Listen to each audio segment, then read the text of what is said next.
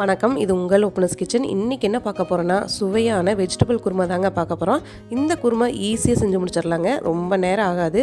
இட்லி, தோசை, சப்பாத்தி, பூரிக்கு எல்லாத்துக்குமே சூப்பராக இருக்குங்க. வாங்க இந்த ரெசிபி எப்படி செய்கிறதுன்னு பார்க்கலாங்களா.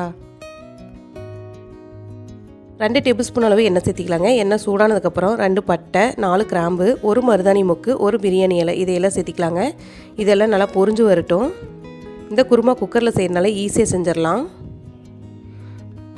எல்லாம் பொரிஞ்சு வந்ததுக்கப்புறம் ஒரு பெரிய வெங்காயம் இந்த மாதிரி நீல வாக்கில் கட் பண்ணி எடுத்துருக்கேங்க, அதையும் சேர்த்திக்கலாம்.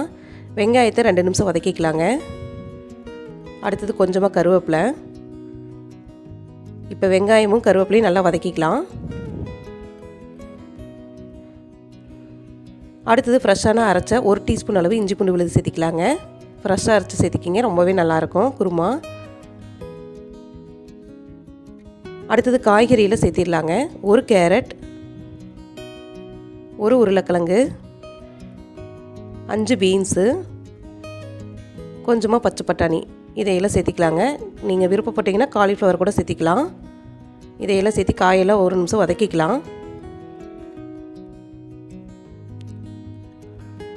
காய் நல்லா வதங்கிட்டு இருக்க சமயத்தில் தேங்காய் விழுது ரெடி பண்ணிக்கலாங்க. 1/2 கப் அளவு தேங்காய் சேர்த்திக்கலாங்க. கூடவே 3 பச்சை மிளகா, காரத்துக்கு பச்சை மிளகா மட்டும்தாங்க, உங்களுக்கு எவ்வளோ காரம் வேணுமோ அந்தளவுக்கு சேர்த்திக்கிங்க. 1 டீஸ்பூன் அளவு சோம்பு, 4-5 முந்திரி இதையெல்லாம் ஃபஸ்ட்டு அரைச்சி எடுத்துக்கலாம். இந்த மாதிரி அரைச்சி எடுத்ததுக்கப்புறம் தண்ணியில் ஊற வச்ச கசகசா சேர்த்திக்கலாம். 1 டீஸ்பூன் அளவு கசகசா எடுத்துக்கோங்க. ஒரு 10 நிமிஷம் ஊற வச்சா போதும். கூடவே கொஞ்சமாக தண்ணி விட்டு இந்த மாதிரி நல்லா நைஸாக அரைச்சி எடுத்துக்கலாங்க. காய் இப்போ நல்லா வதங்கி வந்துருச்சு. அடுத்தது அரைச்ச தேங்காய் விழுது சேர்த்திக்கலாங்க.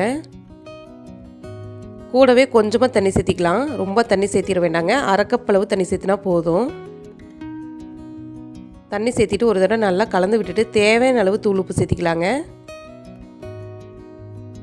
இந்த குருமா இட்லி, தோசை, சப்பாத்தி, பூரிக்கு எல்லாத்துக்குமே ரொம்ப நல்லா இருக்குங்க. கடைசியாக கொஞ்சமாக கொத்தமல்லி தழை தூவிக்கலாம். இந்த ஸ்டேஜில் குக்கர் மூடி போட்டுடலாங்க. மீடியம் ஃப்ளேம்லேயே வச்சு 2 விசில் விட்டு எடுத்துக்கலாம். 2 விசில் வந்துருச்சு. இப்போ நீக்கி பார்க்கலாங்க. அவ்வளோதாங்க, டேஸ்டியான வெஜிடபிள் குருமா சூப்பராக ரெடி ஆயிடுச்சு. நீங்களும் இந்த சுவையான வெஜிடபிள் குருமா ரெசிபியை வீட்டில் ட்ரை பண்ணி பாருங்கள், ரொம்பவே பிடிக்கும். இந்த வீடியோ உங்களுக்கு பிடிச்சதுன்னா லைக் பண்ணுங்கள், ஷேர் பண்ணுங்கள், கமெண்ட் பண்ணுங்கள். மறக்காமல் ஓப்பனஸ் கிச்சனை சப்ஸ்கிரைப் பண்ணிக்கிங்க. அப்படி பக்கத்தில் இருக்கிற பெல் ஐக்கனை கிளிக் பண்ணிக்கிங்க. அப்போ தான் நாங்கள் போடுற புத்தம்பது வீடியோக்கள் உங்களுக்கு நோட்டிஃபிகேஷனாக வந்து சேருங்க.